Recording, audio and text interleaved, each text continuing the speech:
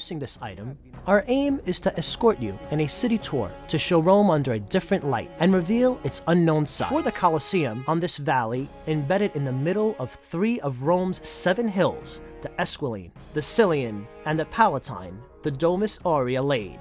It was a sumptuous villa that Emperor Nero wanted, located where the Colosseum ruins are. Here, an artificial lake called Stagnum Neroni was set. Current computer graphics have been used to show buildings as they once were. This allows us to accurately rebuild them. Inside the structure, they built up 6 more rings sloping downwards towards the arena with a 37-degree slope. To strengthen the structure, the space between the central rings were filled up with uneven tuffo blocks. Tuffo is a local volcanic stone. The rings are connected by cement walls cast in brickwork where the arches are located. These walls subsequently joined each other by vaults similarly made of cement will form the supporting structure for the seats. Finally, the upper story at the attic level is made of a pillared porch resting over the flat surface. The 4 arches on the main axes were unnumbered. The ones on the minor axis were used by the emperor, his party, and the celebrity who sponsored the game, while the 2 arches on the major axes were used by the performers.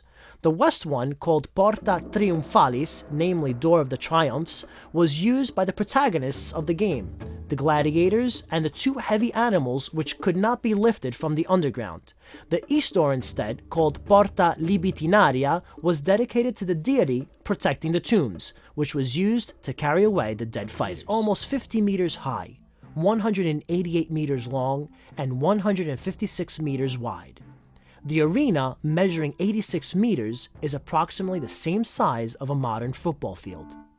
Inside the Colosseum, we find latrines, a drainage system for rainwater, and we know where public drinking fountains were once located. To allow the spreading out of the awning, which was carried out by more than 1,000 men, 240 supporting masts were set on top of the level of the Colosseum.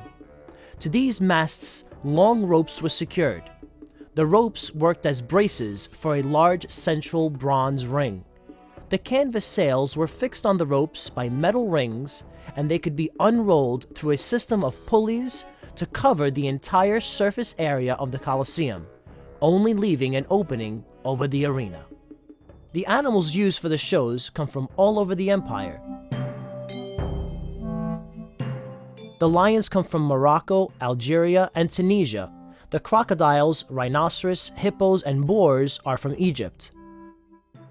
The elephants, giraffes, ostrich, and panthers are from Central Africa. The bulls and bears from Europe, and the tigers even from India.